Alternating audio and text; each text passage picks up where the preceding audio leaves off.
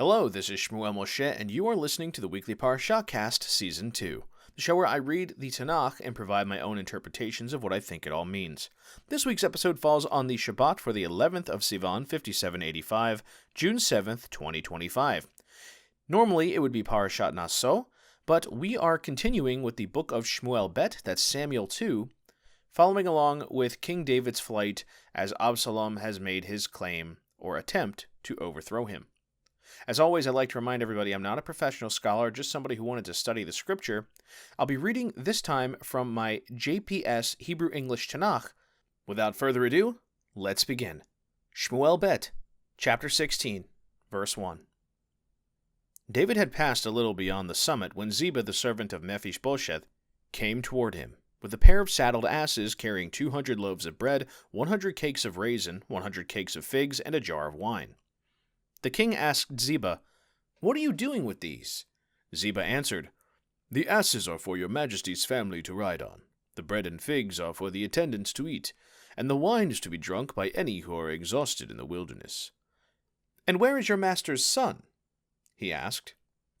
"He is staying in Jerusalem," Ziba replied to the king, "for he thinks that the house of Israel will now give him back the throne of his grandfather." The king said to Ziba, "Then all that belongs to Mephibosheth is now yours." And Ziba replied, "I bow low. Your majesty is most gracious to me." As King David was approaching Bahurim, a member of Saul's clan, a man named Shimei, son of Gera, came out from there, hurling insults as he came, and all King David's courtiers, while all the troops and all the warriors were at his right and his left. And these are the insults that Shimei hurled. "Get out! Get out, you criminal! You villain! The Lord is paying you back for all your crimes against the family of Saul, whose throne you seized. The Lord is handing over the throne to your son Absalom. You are in trouble because you are a criminal." Abishai, son of Zeruiah, said to the king, "Why let that dead dog abuse my lord the king? Let me go over and cut off his head." But the king said, "What has this to do with you, you sons of Zeruiah? He is abusing me only because the Lord told him to abuse David. And who is to say, 'Why did you do that?'" David said further to Abishai and to all the courtiers, "If my son, my own issue, seeks to kill me, how much more the Benjamite? Let him go on hurling abuse, for the Lord has told him to. Perhaps the Lord will look upon my punishment and recompense me for the abuse Shimei has uttered today." David and his men continued on their way, while Shimei walked along the slope of the hill, insulting him as he walked, and throwing stones at him and flinging dirt. The king and all who accompanied him arrived exhausted, and he rested there. Meanwhile, Absalom and all the people, the men of Israel, arrived in Jerusalem together with Ahithophel. When Hushai the Archite, David's friend, came before Absalom, Hushai said to Absalom, "Long live the king! Long live the king!" But Absalom said to Hushai, "Is this your loyalty to your friend? Why didn't you go with your friend?" "Not at all," Hushai replied. "I am for the one whom the Lord and this people and all the men of Israel have chosen, and I will stay with him. Furthermore, whom should I serve if not David's son? As I was in your father's service, so will I be in yours." Absalom then said to Ahithophel, "What do you advise us to do?" And Ahithophel said to Absalom, "Have intercourse with your father's concubines, who he left to mind the palace. And when all Israel hears that you have dared the wrath of your father, all who support you will be encouraged." So they pitched a tent for Absalom on the roof, and Absalom lay with his father's concubines, with the full knowledge of all Israel. In those days, the advice which Ahithophel gave was accepted like an oracle sought from God.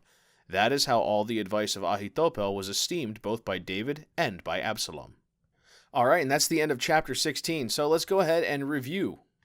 So first and foremost, David is still in exile or on the run as Absalom is claiming the throne. And as he's on his way, Ziba, the servant of Mephibosheth, now let's recall, Mephibosheth is a descendant of Jonathan, Saul's son, and David's dear friend. So he shows up with a donkey, and he's basically bringing provisions for the entirety of the camp. Now, David is very curious about all this going on. He's asking, first off, what's all this for? And he finds out it's actually a gift. Very nice. And then he asks, where is your master's son? So this is very interesting. So Mephibosheth is the son of Jonathan, and he has a son as well. Now Ziba's answer is that the son of Mephibosheth is actually staying in Jerusalem because he thinks that Israel will give him back the throne of his grandfather. So in other words, he thinks that the throne and the dynasty of Saul is going to be reinstated because David is absent from the throne and Absalom won't last. So in response to this, David decrees that all that belongs to Mephibosheth will now belong to Ziba. So he just basically handed over all of his wealth because Ziba did goodness to him, and Mephibosheth and his descendants, who were supposed to be at the king's table at all times and always honored, have betrayed him. So that's a very interesting turn of events for the house of Jonathan's descendants. Now, beyond this, we get another little encounter with someone from Saul's family. This is a man named Shimei, son of Gera. He's of the Benjamites, so he's from the tribe of Benjamin. And he is throwing insults at David as well as stones and dirt, and he's just being very, very, very rude. And he's saying all these terrible things, cursing at him, being just nasty. And David's men get really upset. And so Abishai, the son of Zeruiah, says to the king, "Why should I let this man continue to abuse you? This is horrible." Now, meanwhile, the guy who's lecturing him, the Shimei, is basically saying that you're getting what you deserve. The Lord is paying you back for what you did to Saul by stealing the throne. Well, now you're getting your just deserts. So the son of Zeruiah, Abishai, is saying, "Why should we let this guy get away with this? Let me go over there and kill him." And David says, "No, no, no, no, no. Obviously, God gave him this assignment. This is his punishment to me. This is part of the deal. So we're not going to worry about that. This is simply what it is. All right, we're going to accept it, and hopefully, if things are good, God will see that I'm suffering this abuse, and he'll use it to wipe some of my debt off of my karma, essentially." So he sees this as an opportunity. By taking some punishment, he can maybe reduce the decree of harshness against him. This sort of mindfulness about blessings and curses, when good deeds come, you should do good. When bad deeds come, you can look at them at least as an opportunity to say, well, at least my karmic debt has been paid off slightly. So David is very well versed in the minutia of how God's judgments and punishments and so on work, and he has played this very, very wisely. So in any case, they go along on their way. Shimei continues to be a total harassing troll, and eventually it says that when they arrived, they were just exhausted. Now, back over in Jerusalem, Absalom is there now with Ahithophel, an advisor, and Hushai the Archite, who we recall, is somebody that David said, go back to the city and frustrate the counsel of Ahithophel, because we don't want him giving good advice to Absalom. So Hushai offers his loyalty, and Absalom questions this. He says, "Aren't you David's friend? What are you doing here? This is awfully suspicious or wrong." And the response is, nonsense.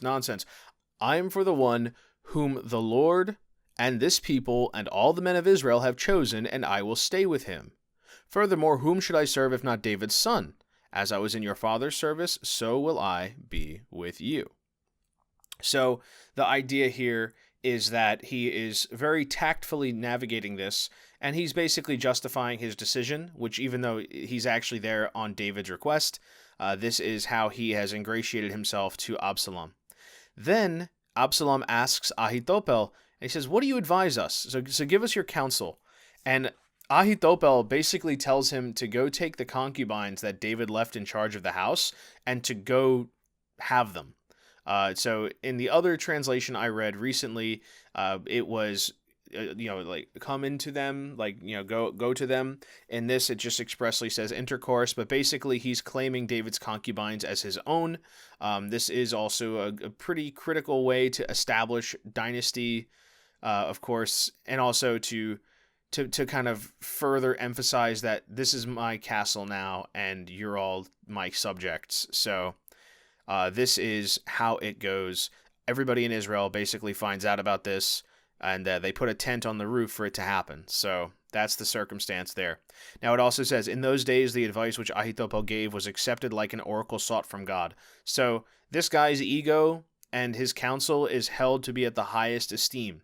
This is quite significant. Now moving on to chapter 17, verse 1 of Shmuel Bet. And Ahithophel said to Absalom, "Let me pick 12,000 men, and set out tonight in pursuit of David. I will come upon him when he is weary and disheartened, and I will throw him into a panic, and when all the troops with him flee, I will kill the king alone, and I will bring back all the people to you. When all have come back except the man you are after, all the people will be at peace." The advice pleased Absalom and all the elders of Israel. But Absalom said, "Summon Hushai the Archite as well, so we can hear what he too has to say." Hushai came to Absalom, and Absalom said to him, "This is what Ahithophel has advised. Shall we follow his advice? If not, what do you say?" Hushai said to Absalom, "This time the advice that Ahithophel has given you is not good. You know," Hushai continued, "that your father and his men are courageous fighters, and they are as desperate as a bear in the wild robbed of her whelps. Your father is an experienced soldier, and he will not spend the night with the troops. Even now he must be hiding in one of the pits or in some other place, and if any of them fall at the first attack, whoever hears of it will say, 'A disaster has struck the troops that follow Absalom.' And even if he is a brave man with the heart of a lion, he will be shaken, for all Israel knows that your father and the soldiers with him are courageous fighters. So I advise that all Israel from Dan to Beersheba, as numerous as the sands of the sea, be called up to join you, and that you yourself march into battle. When we come upon him in whatever place he may be, we'll descend on him as thick as dew falling on the ground, and no one will survive, neither he nor any of the men with him. And if he withdraws into a city, all Israel will bring ropes to that city and drag its stones as far as the riverbed, until not even a pebble of it is left." Absalom and all Israel agreed that the advice of Hushai the Archite was better than that of Ahithophel. The Lord had decreed that Ahithophel's sound advice be nullified, in order that the Lord might bring ruin upon Absalom. Then Hushai told the priests Zadok and Abiathar, "This is what Ahithophel advised Absalom and the elders of Israel." "This is what I advised. Now send at once and tell David, 'Do not spend the night at the fords in the wilderness, but cross over at once, otherwise the king and all the troops with him will be annihilated.'" Jonathan and Ahimaaz were staying at Enrogel, and a slave girl would go and bring them word, and they in turn would go and inform King David. For they themselves dared not to be seen entering the city. But a boy saw them and informed Absalom. They left at once and came to the house of a man in Bahurim who had a well in his courtyard. They got down into it, and the wife took a cloth, spread it over the mouth of the well, and scattered groats on top of it, so that nothing would be noticed. When Absalom's servants came to the woman at the house and asked where Ahimaaz and Jonathan were, the woman told them that they had crossed a bit beyond the water. They searched, but found nothing, and they returned to Jerusalem. After they were gone, Ahimaaz and Jonathan came up from the well and went and informed King David. They said to David, "Go and cross the water quickly, for Ahithophel has advised thus and thus concerning you." David and all the troops with him promptly crossed the Jordan, and by daybreak not one was left who had not crossed the Jordan. When Ahithophel saw that his advice had not been followed, he saddled his ass and went home to his native town. He set his affairs in order, and then he hanged himself. He was buried in his ancestral tomb. David had reached Mahanaim when Absalom and all the men of Israel with him crossed the Jordan. Absalom had appointed Amasa army commander in place of Joab. Amasa was the son of a man named Ithra the Israelite, who had married Abigail, daughter of Nachash and sister of Joab's mother Zeruiah. The Israelites and Absalom encamped in the district of Gilead. When David reached Mahanaim, Shobi son of Nachash from Rabat Ammon, Machir son of Amiel from Lodebar, and Barzillai the Gileadite from Rogalim presented couches, basins, and earthenware, and also wheat, barley, flour, parched grain, beans, lentils, parched grain, honey, curds of flock, and cheese from the herd, for David and the troops with him to eat, for they knew that the troops must have grown hungry, faint, and thirsty in the wilderness. End of chapter 17. So here we have a very interesting turn of events. We get some sage advice from Ahithophel, who up to this point, remember, when this guy talks, everybody listens. he has been treated like his advice is that of a God-receiving prophet. So if he gives you advice, you follow it. That was the tradition. So what he did was he told Absalom, here's what you should do. I want to go and take 12,000 men and go find David. I'll get him, I'll kill him, and then we'll bring back all his men after he's been vanquished, and they'll belong to you. Good plan, huh, boss? And Absalom is like, yes, that's very good. And Israel was like, yeah, that sounds great. And then he goes, but let me ask, let's ask our other guy, Hushai. And so he says, Hushai, tell me, what's the word here? What's the best option?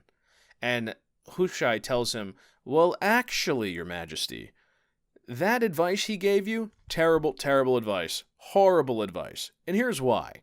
First and foremost, David's not going to fall for this. Secondly, come on, he's like a seasoned war hero at this point. You really think you're going to pull a fast one on him? Let's be real.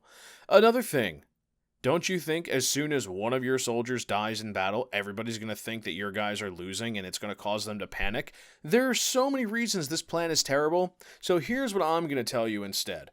You're not going to do what he told you. Instead, what you should do is gather all of Israel to serve around you, and then we will overwhelm him with numbers. That's the winning play here. So, that's my advice, Your Majesty.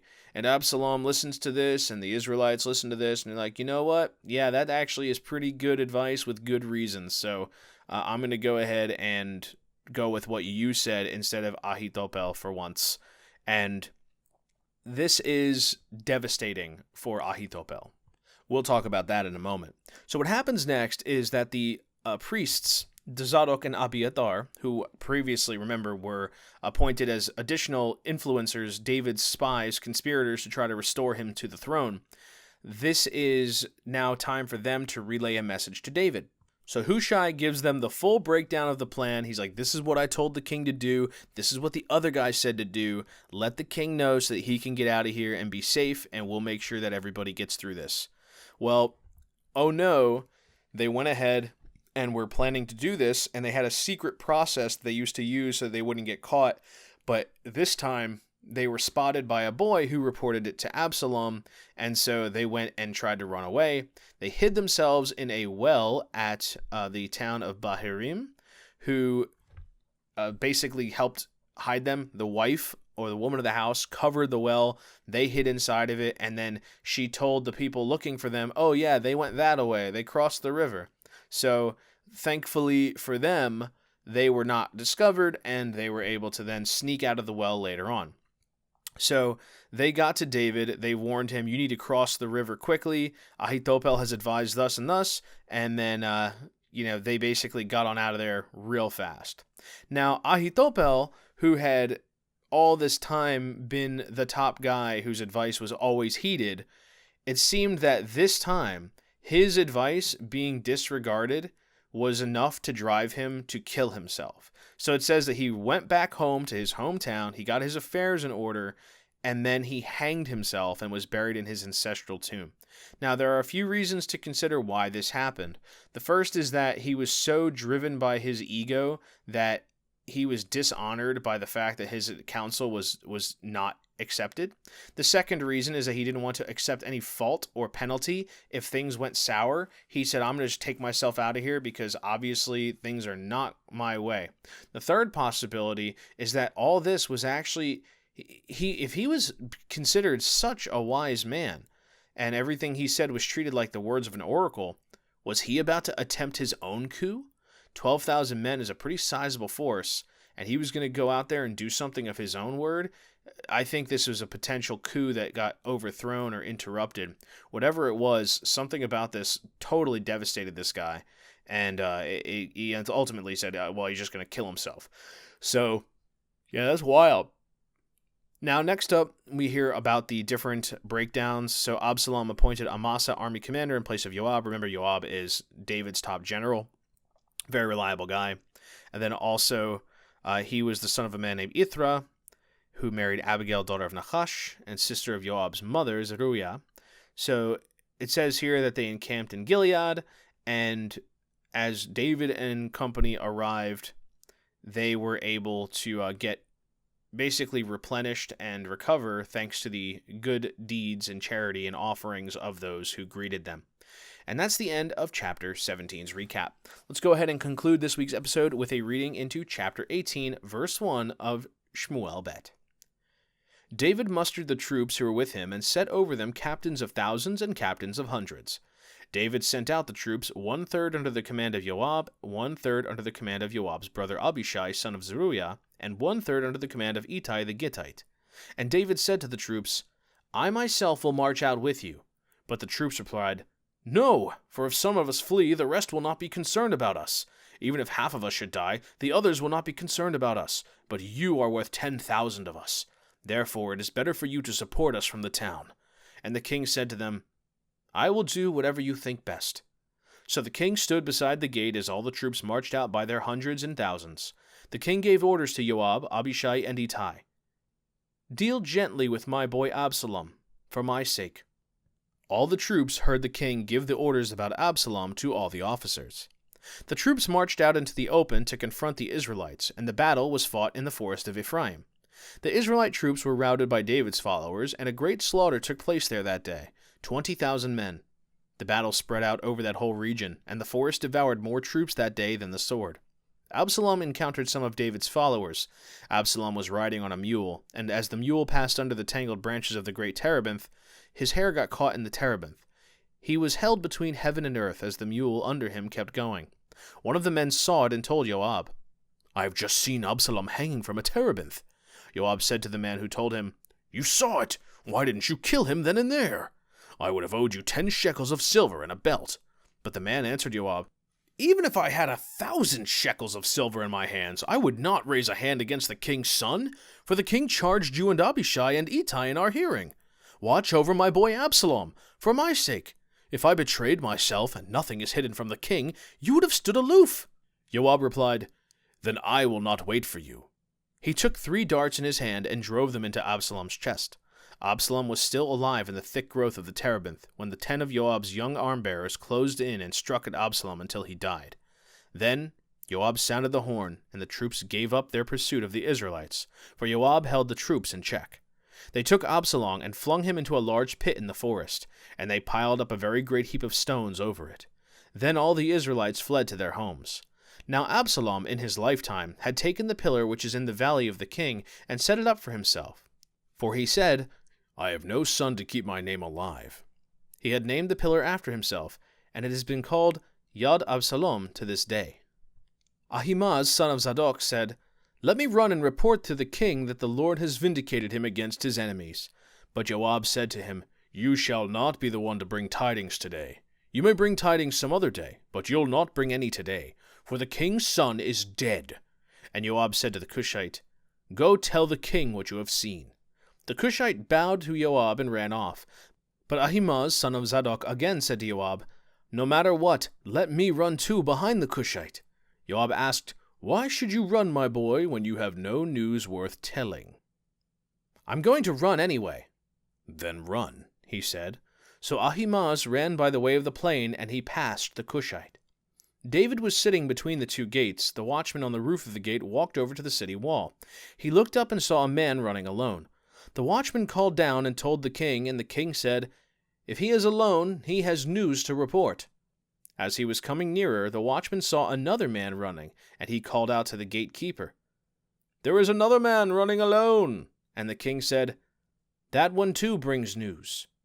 The watchman said, I can see that the first one runs like Ahimaaz, son of Zadok. To which the king replied, He is a good man, and he comes with good news.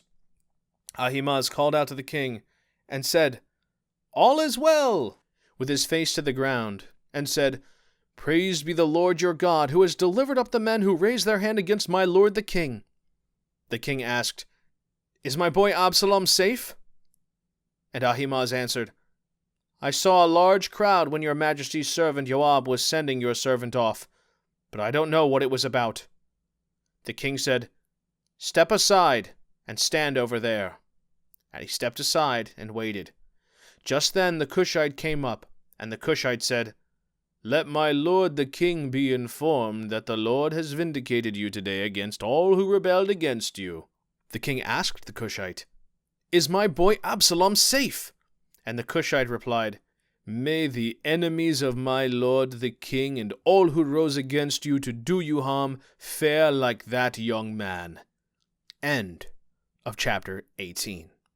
So now it's time for our recap. So here we have the big battle is going to go down here.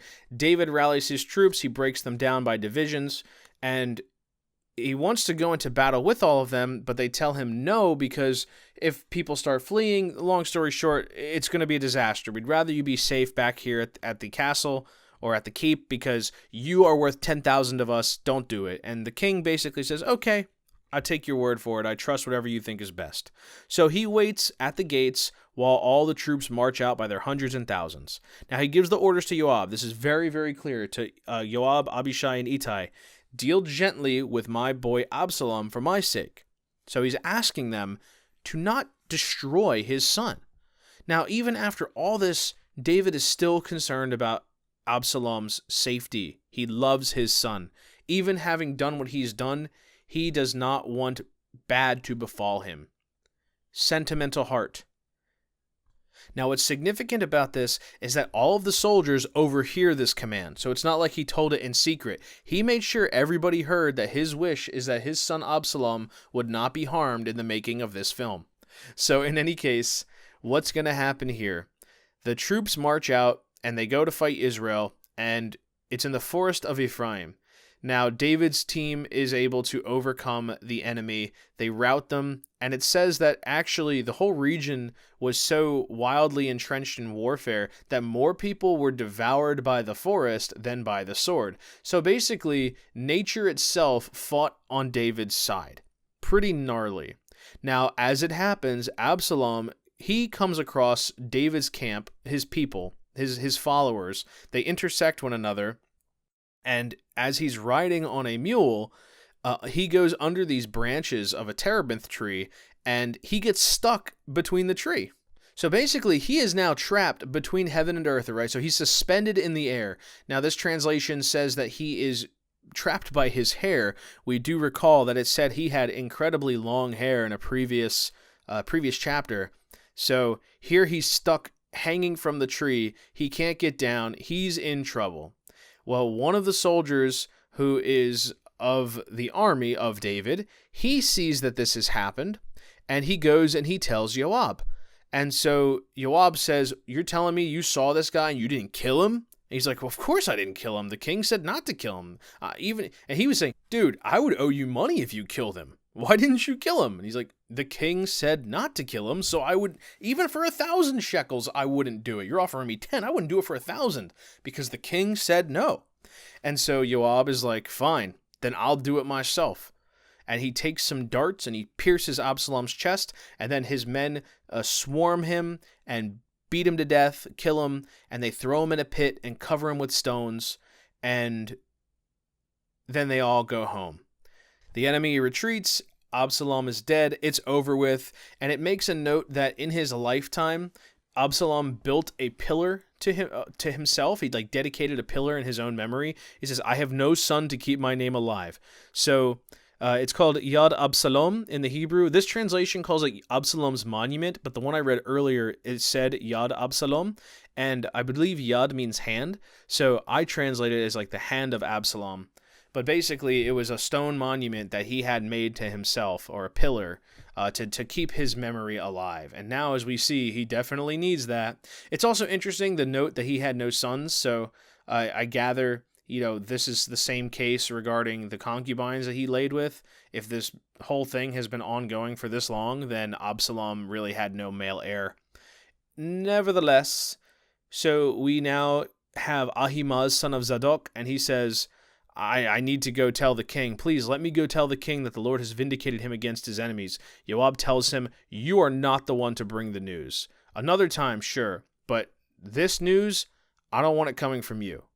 And it's definitely bad news, right? So that's the situation. He is, basically, he's kind of protecting this kid. Who wants to be the guy delivering the worst news ever to the king, right? He definitely disobeyed the order, and he also doesn't need him going and snitching on him, so that's basically how that goes. Now, it's interesting to point out that Yoab has done this before. He has been entangled in battles. He's the one who killed Abner, son of Ner, the general that used to serve Saul, and then later was going to be loyal to David. He killed him. So Yoab has a tendency to kill people he doesn't like, and to kind of take judgment into his own hands, even if the king says otherwise. Now, I personally do think that's a pretty interesting fact that David just lets people get away with stuff like this. Like, yeah, he's his top guy, but how many times are you going to disobey or subvert David, right? Well, he still is faithful and he serves him, but it is worth bringing up that this happened again. So he sends a Cushite to go tell him instead, and Ahimaaz insists on going, so they both go separately. Ahimaaz gets there before David does, and he tells him that it's over with, and David asks, "What about my son? Is my son okay?" And I guess this is where Ahimaaz realizes, like, oh, I don't want to be the one to tell him. So instead, he just says, well, there was something going on when I got back, when I left, so I don't know. Maybe someone else could tell you. And then the Cushite shows up, and he asks him the same question. He's like, what about my son Absalom? And the response that he gets is, let my lord the king be informed that the Lord has vindicated you today against all who rebelled you. As for your son, well, let's just say I hope everybody else who ever rises up against you fares like he does. So he tells him, yeah, your son's dead, or at least in dire trouble. This is the way he delivered the news. He says, well, let's just hope all your other enemies end up like that guy. So we'll tune in next time and find out how David's going to react to all this information. But until next time, this has been Shmuel Moshe with the Weekly Parashahcast Season 2 saying thank you for listening, and until then, as always, Baruch Hashem.